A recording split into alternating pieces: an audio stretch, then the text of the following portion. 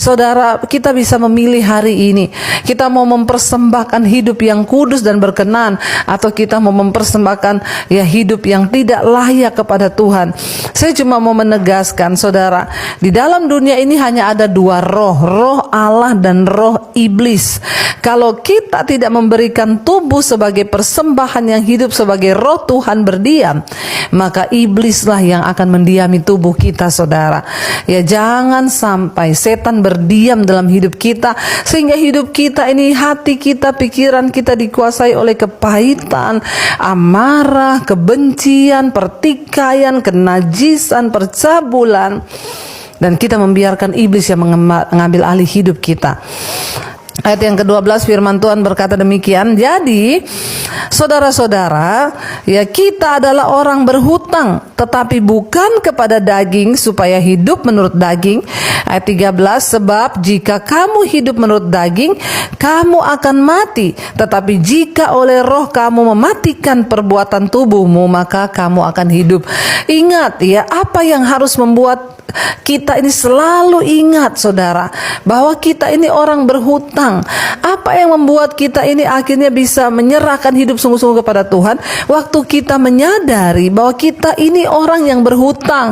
Nah, kalau kita menyadari kita orang yang berhutang, berarti kan kita harus membayar sesuatu kepada Tuhan.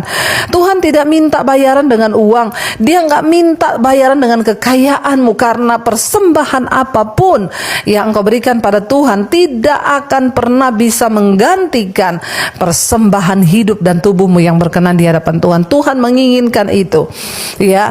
Karena itu firman ini berkata, saudara, ya, kita ini orang-orang yang berhutang bukan kepada daging supaya kita hidup menurut daging, tapi kita berhutang kepada Tuhan. Kita berhutang kepada roh yang sudah memberikan kita kehidupan. Ini kuncinya, saudara. Ingat, kita ini berhutang. Selalu tanamkan di dalam hidup kita, aku ini berhutang kepada siapa? Pada Tuhan. Aku ini orang yang berhutang, harusnya aku mati binasa, tapi karena begitu besar kasih Allah akan dunia ini, sehingga Dia mengaruniakan anak yang tunggal, supaya kita yang percaya pada Dia tidak binasa, melainkan beroleh hidup yang kekal. Kita harus menyadari kita ini berhutang kepada Tuhan. Nah, kalau kita menyadari kita ini berhutang, maka kita juga harus mempersembahkan, membayar sesuatu kepada Tuhan, yaitu apa, saudara? Hidup yang berkenan kepada Tuhan.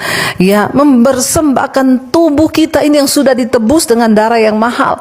Jangan engkau menyerahkan hidupmu kepada perbuatan daging, karena engkau berhutang bukan kepada daging, tetapi berhutang kepada Tuhan. Ayat 13, jika kamu hidup menurut daging, mati binasa, saudara.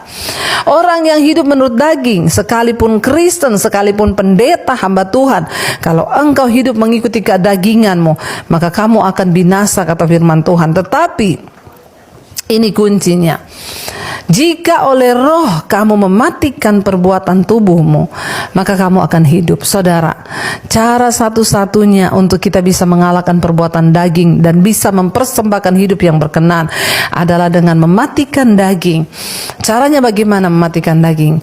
Hidupkan manusia rohmu.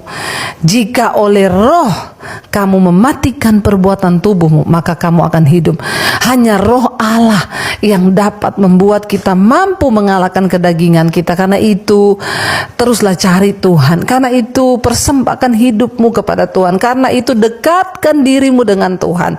Jangan biarkan manusia roh kita mati. Jangan biarkan kerohanian kita mati. Karena kalau sampai roh kita mati, maka mati rohani, mati beneran, mati dalam kekekalan. Tetapi jika manusia roh kita hidup, ya roh kita bangun, roh kita bangkit, maka kita akan mati satu saat nanti beneran, tetapi kita akan hidup dalam kehidupan yang kekal. Saudara, saya mau mengajak kita semua hari ini, saudara, mari kita mulai mempraktekkan firman Tuhan. Sebagai suami, jadilah imam yang benar dalam rumah tanggamu. Sebagai istri, jadilah penolong. Sebagai anak-anak, hiduplah takut akan Tuhan. Mari kita persembahkan tubuh kita, hidup yang kudus dan yang berkenan. Karena Allah itu itu kudus, sebab tanpa kekudusan tidak ada seorang pun yang akan melihat Tuhan. Hanya ketika kita berjalan dalam kekudusan, meminta Roh-Nya memenuhi hidup kita, maka kita akan dimampukan untuk dapat mempersembahkan hidup yang kudus dan berkenan kepada Tuhan.